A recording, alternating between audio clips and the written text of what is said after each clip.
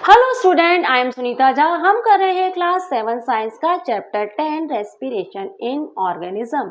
यह हमारे वीडियो का पार्ट 5 है स्टूडेंट। इससे पहले हमने जाना व्हाट इज रेस्पिरेशन, रेस्पिरेशन क्या है, और हमने जाना टाइप ऑफ रेस्पिरेशन, रेस्पिरेशन के कौन कौन से टाइप है, एरोबिक रेस्पिरेशन, एनारोबिक रेस्पिरेशन को हमने पढ़ा, और हमने किया रेस्पिरेशन इन प्लांट। और अब हम करेंगे respiration in animal.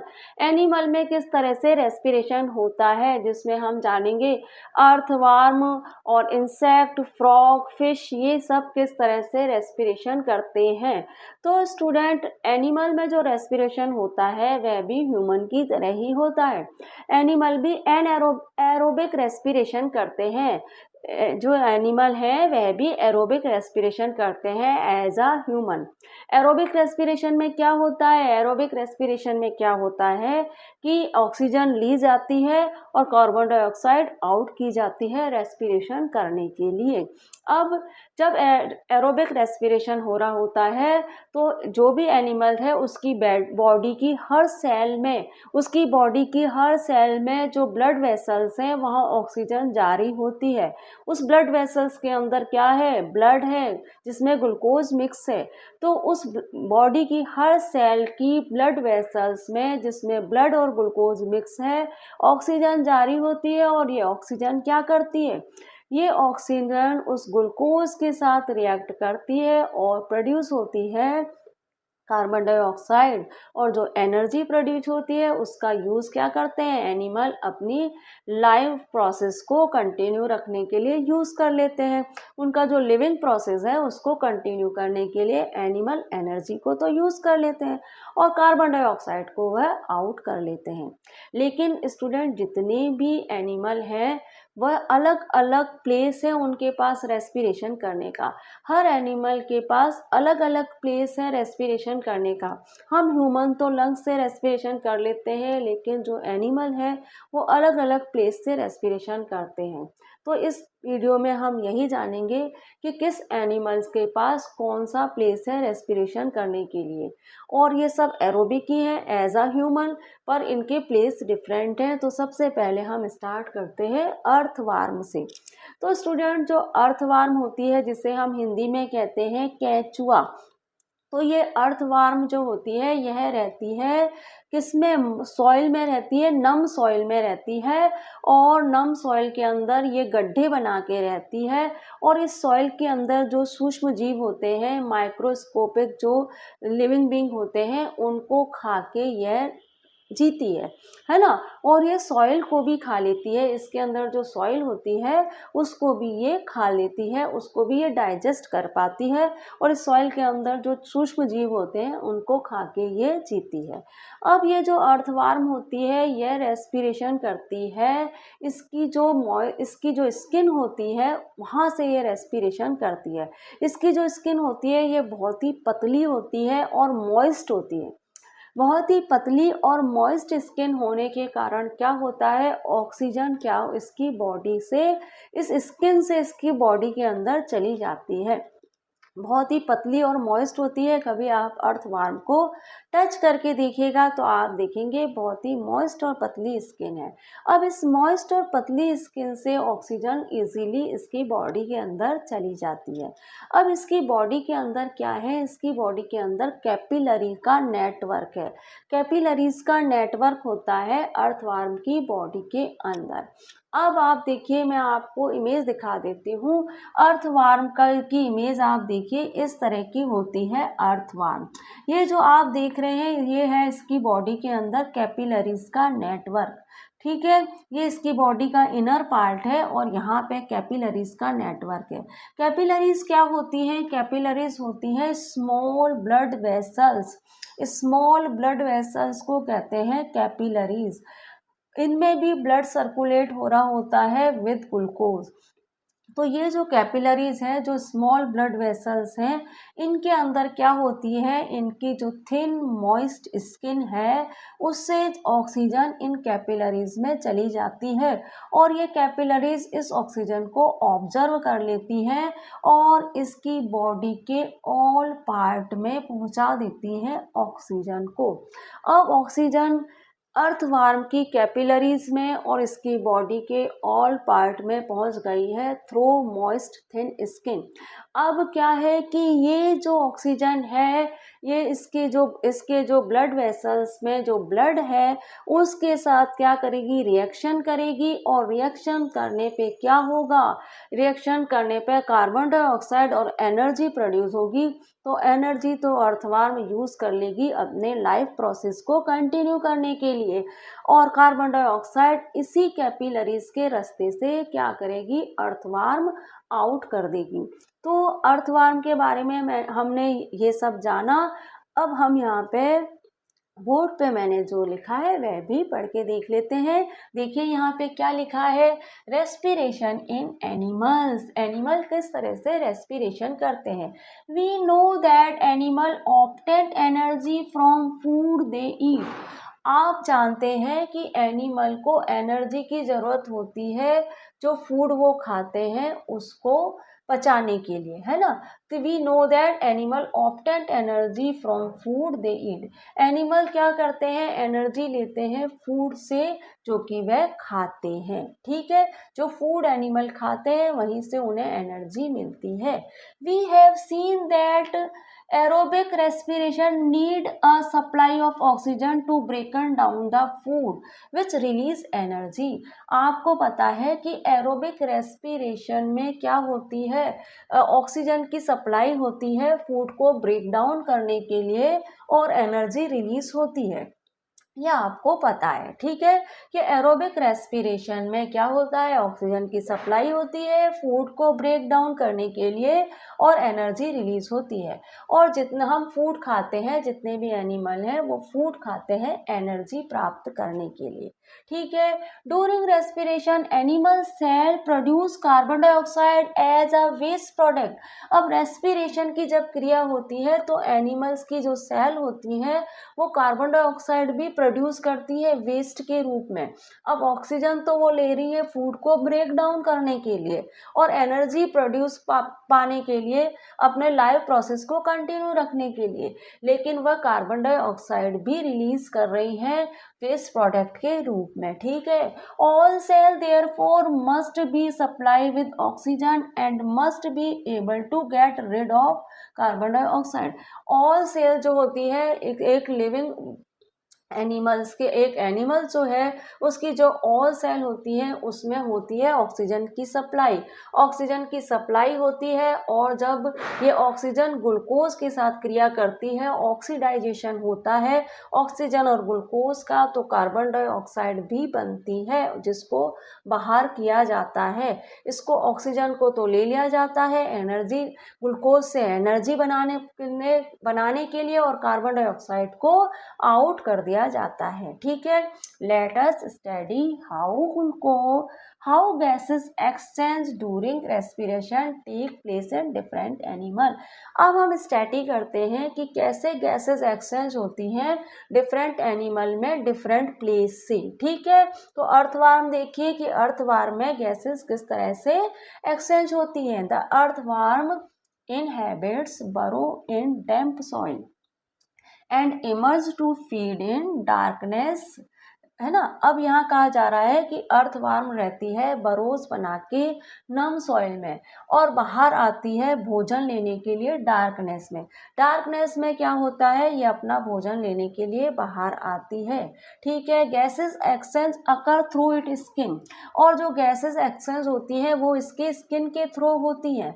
The thin moist skin is supplied with the network of capillaries which observe oxygen from the atmosphere and deliver it to the rest of the body। अब इसकी जो thin moist skin होती है वहाँ से oxygen supply होती है उसके जो कैपिलरीज का जो नेटवर्क है वहाँ पर, और वहाँ पे ऑक्सीजन ऑब्जर्व कर ली जाती है। और ऑक्सीजन जब ऑब्जर्व हो जाती है तो वो क्या होता है, ग्लूकोज के साथ रिएक्शन करती है और बनती है एनर्जी, है ना। और उस एनर्जी को तो ये यूज कर लेती है the atmosphere and deliver the rest of the body, और क्या करती है, और उसके बाकी की अपनी बॉडी के बाकी के पार्ट में भी पहुंचा देती है इस ऑक्सीजन को। कैपिलरीज क्या है, ब्लड वेसल्स हैं। अर्थवर्म के बॉडी के अंदर ब्लड वेसल्स का नेटवर्क है, मैंने आपको इमेज में बता दिया है। तो ब्लड वेसल्स का नेटवर्क है उसकी बॉडी के अंदर। यहाँ पे ऑक्सीजन, ये जो कैपिलरीज हैं ये ऑक्सीजन को ऑब्जर्व कर लेती हैं और बॉडी के ऑल पार्ट तक पहुँचा देती हैं ऑक्सीजन को, ठीक है। The observing surface or the network of capillaries also get rid the carbon dioxide from the body। अब ये क्या हो रहा है, जो ऑब्जर्विंग सरफेस है, जो कि क्या है, जो कैपिलरीज है का नेटवर्क है। अब अर्थवर्म का ऑब्जर्विंग सरफेस क्या है, कैपिलरीज का नेटवर्क है। इस कैपिलरीज के नेटवर्क के थ्रू ही ये कार्बन डाइऑक्साइड बनती है, जो ऑक्सीडाइजेशन की क्रिया होने पर उस कार्बन डाइऑक्साइड को ये कर देती है बॉडी से बाहर। ऑक्सीडाइजेशन क्या होता है, मैंने आपको बताया था, जब ब्लड और ग्लूकोज आपस में रिएक्शन होता है तो क्या होता है, बर्निंग होती है, ग्लूकोज बर्निंग होती है एज अ फ्यूल और एनर्जी प्रोड्यूस होती है, उसे ही कहते हैं ऑक्सीडाइजेशन। तो अर्थवर्म किस तरह से रेस्पिरेशन करती है ये हमने जान लिया। अब हम ऐसा करते हैं, इंसेक्ट किस तरह से रेस्पिरेशन करते हैं वह भी जान लेते हैं। Earthworm can digest up to 36 ton of soil in a period of 12 month। यहाँ पे कहा जा रहा है कि जो अर्थवर्म होती है वह 12 मंथ में 36 टन सॉइल डाइजेस्ट कर लेती है। आपको पता है कि अर्थवर्म जो है वो सॉइल में जो इंसेक्ट होती हैं उनको खाती है, तो वह इन इंसेक्ट को तो खाती ही है, साथ में ये सॉइल को भी खा लेती है और उसे डाइजेस्ट भी कर पाती है। तो ये एक साल में 12 मंथ में 36 टन सॉइल डाइजेस्ट करने की कैपेसिटी रखती है, ठीक है। अब हमें पढ़ना है इंसेक्ट किस तरह से रेस्पिरेशन करते हैं। तो स्टूडेंट आपको पता होना चाहिए कि इंसेक्ट जो होते हैं उनकी पूरी बॉडी में छोटे छोटे होल होते हैं। इन छोटे छोटे होल को कहते हैं स्पेरिकल्स। ये छोटे छोटे जो होल होते हैं इन्हीं के रास्ते से जो गैसें होती हैं वह एक्सचेंज होती हैं, ठीक है। अब आप देखिए कि मैं आपको एक इमेज दिखाती हूँ, उससे आपको पता पड़ेगा कि यहाँ पे मैंने एक इंसेक्ट की इमेज ली है और आप देखिए कि इसकी पूरी बॉडी में छोटे छोटे से होल हैं, छोटे छोटे से गोल छेद हैं जिन्हें कहा गया है स्पेरिकल। अब ये जो स्पेरिकल हैं ये कनेक्टेड है एक ट्यूब से और ये ट्यूब भी इनकी पूरी बॉडी में है और इस ट्यूब को कहा जाता है ट्रैकिया। तो ये जो छोटे छोटे होल हैं इसके आउटर सरफेस पे होते हैं इंसेक्ट के और हमें नेक्ड आई से दिखाई नहीं देते, माइक्रोस्कोप से देखोगे तभी नजर आएंगे। तो ये जो स्पेरिकल हैं ये ट्रैकिया से कनेक्टेड होते हैं और ये जो ट्रैकिया होती है इसकी भी स्मॉल ब्रांचेस होती हैं, इस ट्रैकिया की भी छोटी छोटी ब्रांचेस होती हैं जिसे कहा जाता है ट्रैकियोल। तो ये जो स्पेरिकल होते हैं इनके रास्ते से गैसें जाती हैं इंसेक्ट की बॉडी में और जाती हैं ट्रैकिया में और ट्रैकिया से जाती हैं ट्रैकियोल में और इस तरह से इंसेक्ट की पूरी बॉडी में गैसें जो ऑक्सीजन होती है, क्योंकि ये जो इंसेक्ट है ये भी ऑक्सीजन लेते हैं और कार्बन डाइऑक्साइड रिलीज करते हैं, मतलब ये एरोबिक रेस्पिरेशन कर रहे होते हैं। तो इनकी पूरी बॉडी में ऑक्सीजन पहुंच जाती है इस तरीके से और ऑक्सीजन पहुंचती है तो ऑक्सीजन का डिफ्यूज़न हो जाता है पूरी बॉडी में। डिफ्यूज़न का मतलब है ऑक्सीजन का प्रसार हो जाता है पूरी बॉडी में। अब इनकी पूरी बॉडी में ऑक्सीजन पहुंच चुकी है, अब क्या होगा, ये जो ऑक्सीजन है वो इनकी ब्लड में जो ग्लूकोज है उसके साथ क्या करेगी, रिएक्ट करेगी और रिएक्ट करने पे क्या होगा, कार्बन डाइऑक्साइड और एनर्जी प्रोड्यूस होगी। तो एनर्जी का यूज़ ये कर लेंगे अपने लाइफ प्रोसेस को कंटिन्यू रखने के लिए। और जो कार्बन डाइऑक्साइड है उसे क्या होगा, उसको ये क्या करेंगे, ये ट्रैक्यूल जो इनकी बॉडी में छोटे छोटे ट्यूब हैं वहाँ से जाएगी गैस, कार्बन डाइऑक्साइड जाएगी ट्रैकिया में, और ट्रैकिया से जाएगी इनके ट्रैकिया से कनेक्टेड जो स्पायरिकल है ना, स्पायरिकल है उसमें जाएगी और बाहर एनवायरनमेंट में पहुंच जाएगी। तो इस तरह से काम करता है इंसेक्ट की बॉडी में रेस्पिरेशन होता है इंसेक्ट की बॉडी में। अब कुछ इंसेक्ट जो होते हैं उनके पास क्या होते हैं, एयर सेक भी होते हैं। एयर सेक होते हैं जिनके अंदर भी एयर जाती है। इन एयर सेक के अंदर भी, यहाँ आप देखो इमेज में, तो इंसेक्ट की बॉडी में एयर सेक भी है। अब क्या होता है, स्पेरिकल के रास्ते ट्रैकिया में एयर जारी है, ट्रैकिया से स्मॉल ब्रांचेस में जारी है, और ये स्मॉल ब्रांचेस कनेक्टेड है एयर सेक से। तो इन एयर सेक में भी ऑक्सीजन जा रही है। अब इस एयर सेक में भी ऑक्सीजन जारी है और फिर वही प्रोसेस होता है, ऑक्सीजन का ग्लूकोज के साथ क्रिया करके एनर्जी में कन्वर्ट होना, जिसका यूज़ कर लेते हैं एनिमल, जो इंसेक्ट होते हैं अपने लाइफ प्रोसेस को कंटिन्यू रखने के लिए। और कार्बन डाइऑक्साइड इसी तरह से निकल जाती है एयर सेक से, कहाँ जाएगी, स्मॉल ब्रांचेस जिसे कहेंगे ट्रैक्यूल, और उसके बाद जाएगी उसके ट्रैकिया में, और उसके बाद स्पेरिकल से आउट हो जाएगी।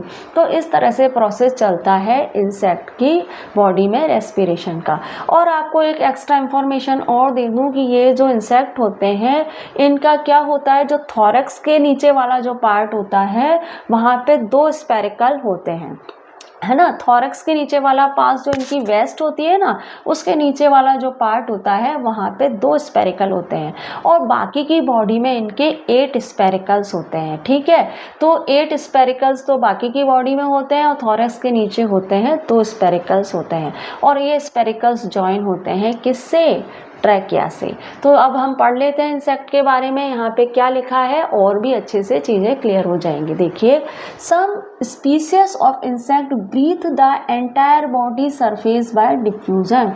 कुछ इंसेक्ट की प्रजातियाँ हैं वो ब्रीथ करती हैं अपनी पूरी बॉडी से, और डिफ्यूजन का प्रोसेस करती हैं, मतलब इनकी पूरी बॉडी में प्रसार होता है गैसेस का। डिफ्यूजन का मतलब होता है प्रसार होना।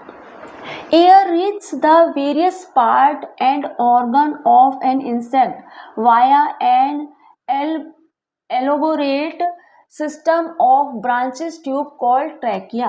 अब यहाँ पे कहा जा रहा है कि जो एयर होती है वो इनके वेरियस पार्ट और ऑर्गन में जाती है और एलोबोरेट होती है इनकी जो ट्रैकिया है, उस ट्रैकिया और उसकी स्मॉल ब्रांचेस जो कि ट्रैक्यूल है उनसे। तो एयर जो होती है ये इनके बॉडी के हर पार्ट में जाती है ट्रैकिया से, और उसकी जो स्मॉल ब्रांचेस हैं उनके थ्रू इनकी पूरी बॉडी में पहुंच जाती है, एलोबोरेट हो जाती है। The trachea open up on the exterior body surface as spherical. अब जो ट्रैकिया होता है वो ओपन होता है उनकी जो एक्सटीरियर बॉडी के पर जो स्पेरिकल होते हैं उनसे ओपन होता है, मतलब उनसे ज्वाइन होता है। ट्रैकिया जो होता है इनकी जो एक्सटीरियर बॉडी पे जो स्पेरिकल होते हैं उनसे ज्वाइन होता है। Most adult insect have 2 pair of spiracles on the thorax.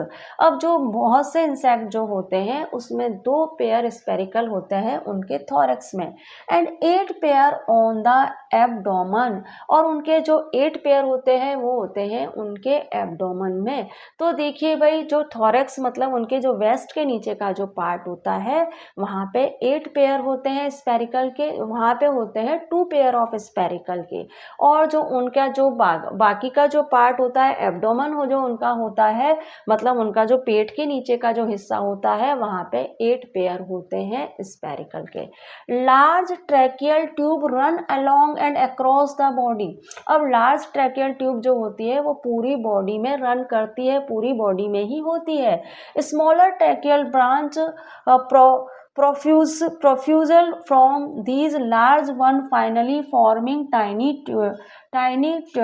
ट्यूबलेट्स और ट्रैक्यूल। अब यहाँ पे कहा जा रहा है कि जो स्मॉल ट्रैक्यूल होती हैं, ट्रैकियाज होती हैं, वो क्या होती है, ब्रांचेस होती हैं लार्ज ट्रैकिया की, और इन स्मॉल जो स्मॉल ट्रैकिया होती हैं उनको हम कहते हैं ट्रैक्यूल्स। ठीक है। Oxygen diffusion into the cells at the fine ending of the tracheole system. अब क्या होता है, जो ऑक्सीजन का डिफ्यूजन होता है, ऑक्सीजन का प्रसार होता है, वो क्या होता है, इनकी पूरी बॉडी में हो जाता है, क्योंकि इनके पास क्या है, ट्रैक्यूल सिस्टम है। Carbon dioxide is carried out of the body by tracheole 2, और इन्हीं ट्रैक्यूल से कार्बन डाइऑक्साइड जो होती है वह आउट हो जाती है इनकी बॉडी से। तो इस तरह से स्टूडेंट जो इंसेक्ट होते हैं वो रेस्पिरेशन करते हैं। अब फिश किस तरह से रेस्पिरेशन करती है वह मैं आपको अगली स्लाइड में बताऊंगी। फिश किस तरह से रेस्पिरेशन करती है वह हम जान लेते हैं। तो फिश जो है वह करती है रेस्पिरेशन अपने गिल्स से।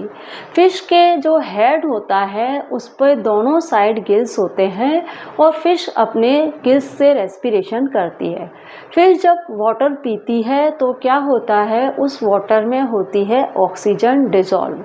तो ये ऑक्सीजन जाती है फिश के गिल्स में, और जब ये ऑक्सीजन फिश के गिल्स में जाती है तो फिश के गिल्स के अंदर क्या होते हैं, गिल्स फिलामेंट होते हैं, पतले पतले स्ट्रक्चर होते हैं, ब्लड की पतली पतली नलियां होती हैं।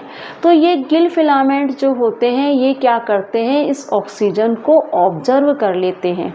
पतली पतले जो ब्लड की वेसल्स होती हैं ये क्या करती हैं, इस ऑक्सीजन को ऑब्जर्व कर लेती हैं। तो ये ऑक्सीजन जब गिल फिलामेंट ऑब्जर्व कर लेते हैं तो क्या होते हैं, ये ऑक्सीजन पूरे बॉडी में गिल्स में सर्कुलेट होती है और फिर पूरी फिश के बॉडी में सर्कुलेट होने लग जाती है, और फिर रेस्पिरेशन का प्रोसेस होता है। जो ग्लूकोज होता है जो ब्लड के साथ मिक्स होता है उसके साथ ऑक्सीजन का रिएक्शन होता है और फिर कार्बन डाइऑक्साइड और एनर्जी बनती है। जो फिश क्या करती है, ये कार्बन डाइऑक्साइड तो फिश क्या करती है, अपने गिल्स के रास्ते से ही आउट कर देती है और ये वाटर में डिसॉल्व हो जाती है, डिफ्यूज़ हो जाती है, वाटर में फैल जाती है। और क्या होता है, कार्बन डाइऑक्साइड आउट हो जाती है ऐसे ही गिल्स के रास्ते से, और गिल्स के रास्ते और क्या होता है, माउथ के रास्ते से क्या आता है, वाटर आता है फिश के गिल्स में, और गिल्स में जो ऑक्सीजन आती है जो उसके अंदर क्या होते हैं, गिल्स फिलामेंट होते हैं, वो उस ऑक्सीजन को ऑब्जर्व कर लेते हैं और ऑब्जर्व करने के बाद वो पूरी गिल्स में फैलाते हैं और फिश की पूरी बॉडी में फैलाते हैं। गिल्स फिलामेंट क्या है, उसके अंदर ब्लड वेसल्स हैं, पतली पतली ब्लड वेसल्स हैं फिश के गिल्स में। ठीक है, तो इस तरह से मैंने आपको सिंपली बताया कि फिश में किस तरह से रेस्पिरेशन का प्रोसेस चलता है। अब हम इसे डिटेल में और अच्छे से समझ लेते हैं। देखिए यहाँ पे क्या लिखा है, रेस्पिरेशन इन एनिमल, जिसमें हम फिश पढ़ रहे हैं। Fish breathe by drinking. Fish breathe कैसे करती है, जब वो ड्रिंक करती है, पानी पीती है तब। They observe dissolve oxygen from the water bye means of gills. ये क्या करती है, वाटर के अंदर जो ऑक्सीजन डिसॉल्व है उसको क्या करती है, अपने गिल्स से ऑब्जर्व कर लेती है। The hearing has 4 gills on each side of the head underneath a bony gills cover। अब यहाँ पे हेरिंग की बात कर रहे हैं। हेरिंग क्या है, हेरिंग एक फिश है। तो हेरिंग किससे कहते हैं, हिल्सा फिश, जिसको हिंदी में क्या कहते हैं, हिल्सा फिश कहते हैं। तो हेरिंग एक फिश है, इसके जो हेड होता है उसके चारों ओर गिल्स होते हैं। इसके हेड के चारों ओर गिल्स होते हैं, मतलब इसके हेड की ऊपर की तरफ भी गिल्स है और इसके अंडरनीथ मतलब नीचे की साइड भी गिल है और इसके साइड में भी गिल्स हैं। तो इसके क्या होते हैं, चारों साइड गिल्स होते हैं हेरिंग के। और क्या होता है, ये गिल्स क्या करते हैं, each gill consist of a covered bar with gill filament sticking out from one side and gill rakers projection forward from the other side.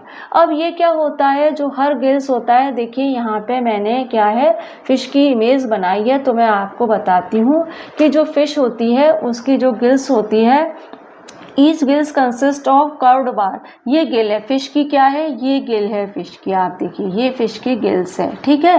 अब ये गिल्स जो होती हैं वो क्या होती है, उसमें क्या होती है गिल बार होती है। ये क्या है फिश की गिल बार है, ठीक है। और ये गिल बार है और यहाँ पे ये जो गिल्स है ना, यहाँ पे होते हैं गिल फिलामेंट, कुछ इस तरह के होते हैं। ये मैंने मैग्नीफाइड इमेज बनाई है गिल फिलामेंट की, ये कुछ इस तरह के होते हैं।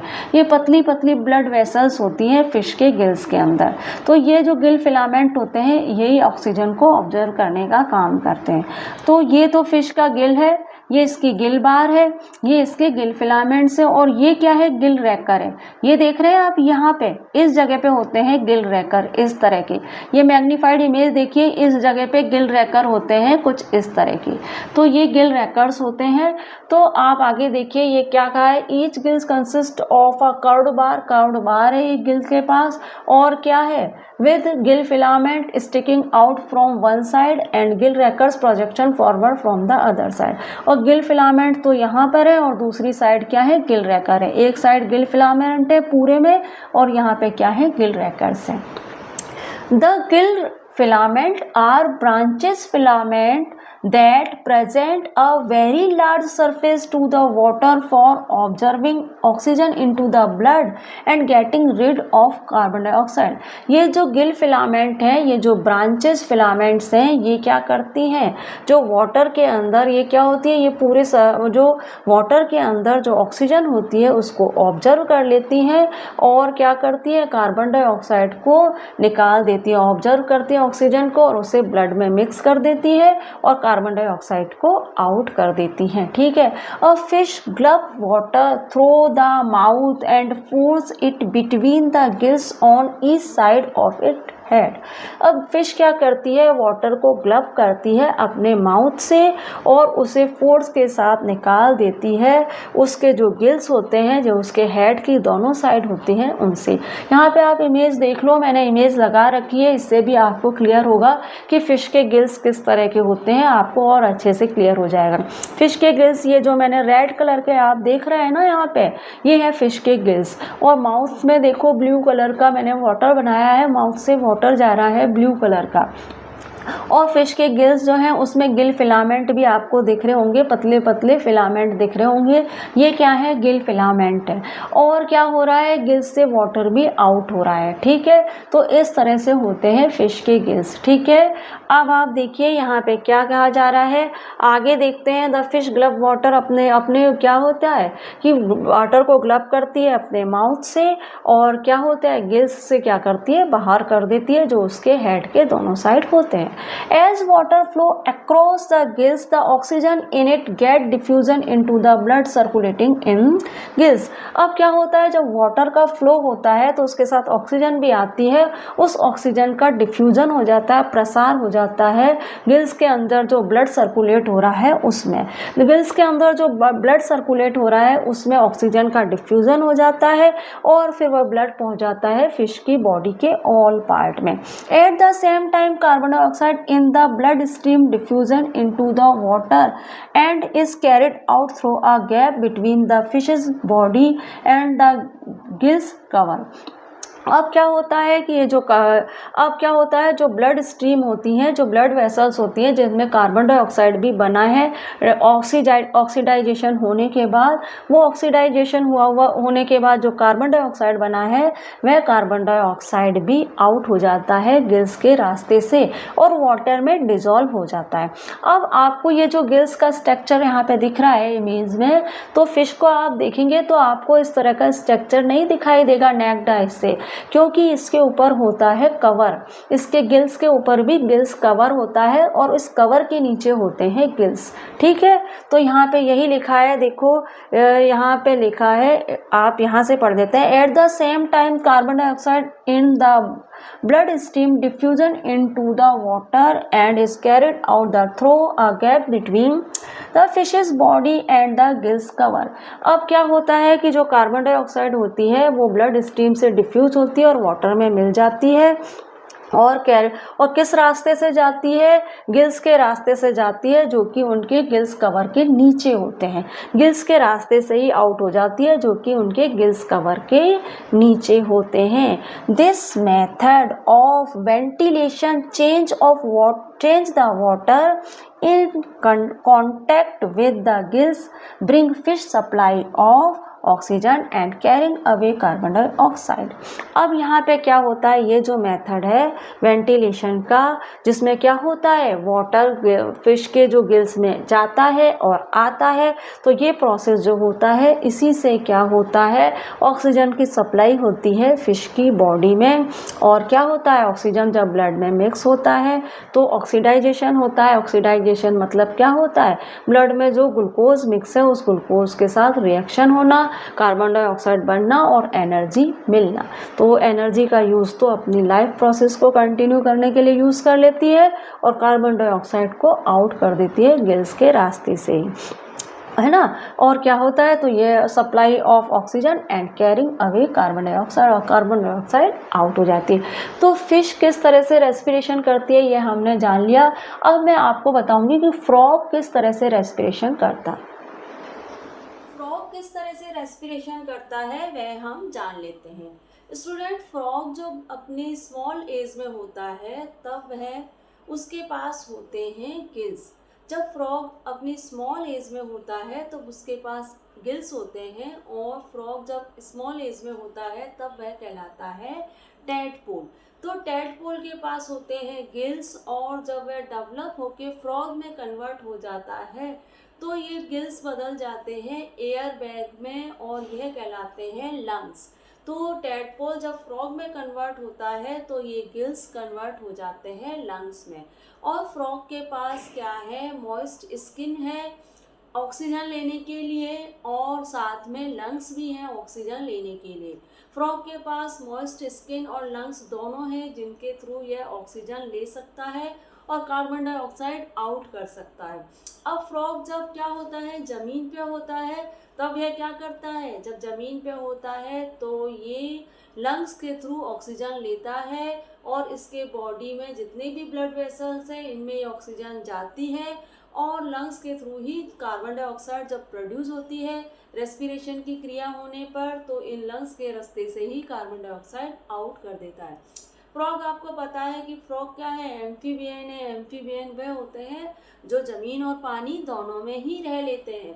तो फ्रॉग जब पानी में होता है तब वह क्या करता है, इसकी जो मॉइस्ट स्किन है, एज अर्थवार्म की तरह इसकी भी मॉइस्ट स्किन है, तो यह पानी में अपनी मॉइस्ट स्किन के थ्रू ऑक्सीजन लेता है जो वाटर में डिजॉल्व है, और यह ऑक्सीजन इसके बॉडी के अंदर क्या है, ब्लड कैपिलरीज का नेटवर्क है। तो इस ब्लड कैपिलरीज के नेटवर्क में ये ऑक्सीजन जाती है इसकी मॉइस्ट स्किन के थ्रू।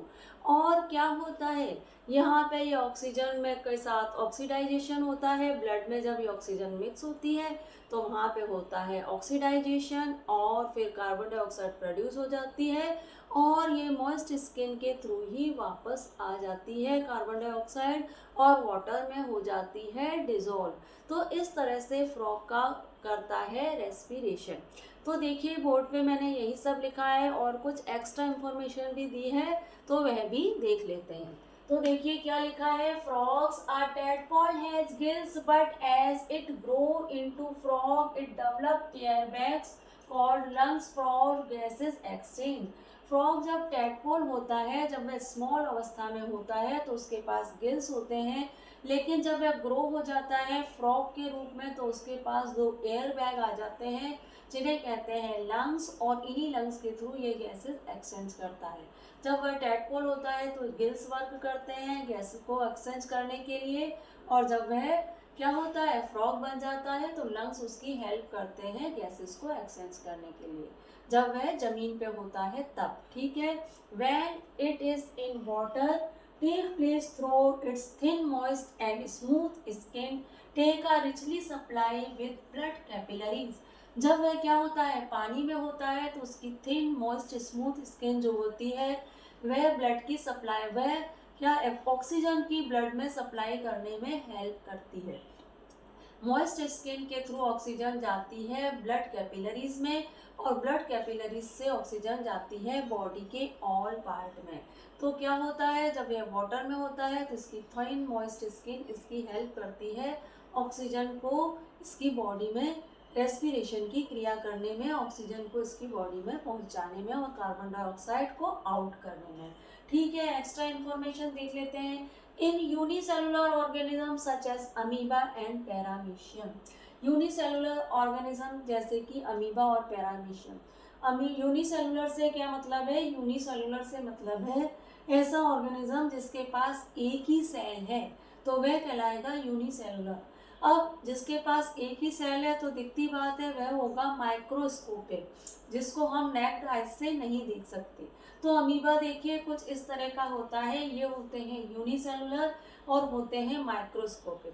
पैरामीशियम देख लीजिए, पैरामीशियम होता है इस तरह का, ये भी यूनिसेलुलर होते हैं और होते हैं माइक्रोस्कोपिक। अब इनके बारे में क्या बताया गया है, exchange of gases take place by diffusion through the cell membranes. अब क्या होता है कि ये गैसेस का एक्सचेंज किस तरह से करते हैं, ये गैसेस का एक्सचेंज करते हैं, इनके पास होती है सेल मेम्ब्रेन्स। आपको पता है कि जितने भी लिविंग बींग्स हैं उनके पास सेल्स है और सबके पास सेल मेम्ब्रेन्स है। सेल मेम्ब्रेन्स क्या होती है, एक पतली सी झिल्ली होती है, सेल के ऊपर एक थिन लेयर होती है पतली सी, वह कहलाती है सेल मेम्ब्रेन्स। तो ये सेल मेम्ब्रेन्स के थ्रू क्या करते हैं, ये यूनिसेलुलर ऑर्गेनिज्म जो है अमीबा और पैरामीशियम, जैसा कि मैंने अभी आपको इमेज में दिखाया, तो ये दोनों अपनी सेल मेम्ब्रेन्स के थ्रू ऑक्सीजन जाती है इनकी बॉडी में, और वही सारा प्रोसेस होता है जो और एनिमल में होता है। तो ये रेस्पिरेशन करते हैं अपने सेल मेम्ब्रेन से। ठीक है, frog, earthworm, hydra, exchange of gases take place by diffusion through the moist outer surface. अब फ्रॉग और अर्थवर्म जो होते और हाइड्रा कुछ इस तरह का होता है, ये एक जीव है, ये इस तरह का होता है। तो हाइड्रा, अर्थवर्म और फ्रॉग ये क्या करते हैं, इनकी जो मॉइस्ट आउटर सरफेस है, इनकी जो मॉइस्ट स्किन है उसके थ्रू ये करते हैं डिफ्यूजन। डिफ्यूजन का मतलब होता है गैसों का प्रसार होना। तो इनकी बॉडी में ऑक्सीजन का जाना और कार्बन डाइऑक्साइड का आना, ये प्रोसेस होता है इनकी मॉइस्ट आउटर सरफेस के थ्रू। ठीक है, इनकी जो मॉइस्ट आउटर सरफेस होता है उसके थ्रू गैसेस जाती है, ऑक्सीजन जाती है और कार्बन डाइऑक्साइड आउट हो जाती है। Birds and mammals also have highly developed lungs where gases exchange take place. Birds और मैमल्स जो होते हैं उनके पास भी हाईली डेवलप्ड लंग्स होते हैं गैसेस को एक्सचेंज करने के लिए। ठीक है, मैमल्स आप जानते हो, मैमल्स वह कहलाते हैं जो स्तनधारी होते हैं और जो बच्चे पैदा करते हैं उनको कहते हैं मैमल्स। ठीक है, तो इनके पास भी लंग्स होते हैं ह्यूमन की तरह गैसेस को एक्सचेंज करने के लिए। तो इस तरह से स्टूडेंट हमने क्या करा, एनिमल किस तरह से रेस्पिरेट करते हैं, जिसमें मैंने आपको क्या क्या बताया, अर्थवर्म बताया, इंसेक्ट बताई, फिश बताया, फ्रॉग बताया, अमीबा, हाइड्रा, पैरामीशियम, ये जो यूनिसेलुलर जो ऑर्गेनिज्म है वह किस तरह से क्या करते हैं, रेस्पिरेशन करते हैं, वह सब हमने जाना। अब हम क्या करेंगे, हमारे अगले वीडियो में जानेंगे कि ह्यूमन किस तरह से रेस्पिरेशन करता है। तो मिलते हैं हमारे अगले वीडियो में। Thank you for watching student.